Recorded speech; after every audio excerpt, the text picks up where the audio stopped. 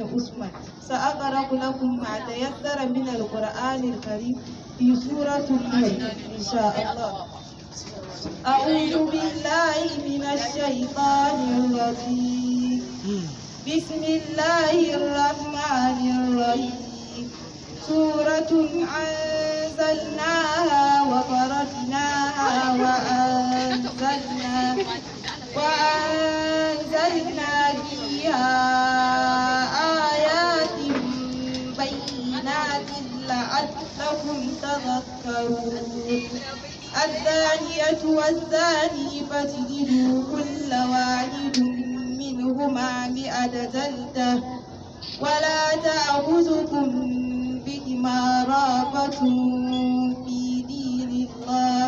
في دين الله إن كنتم تؤمنون بالله واليوم الآخر وليشهد عذابهما طائفة من المؤمنين. الثاني لا ينكح إلا زانية أو مشركة والزانية لا ينكحها إلا زان أو مشرك وحرم ذلك على المؤمنين.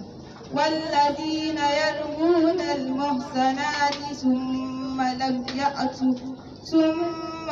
يأتوا ب4 شهداء فاجلدوهم 80 جلدة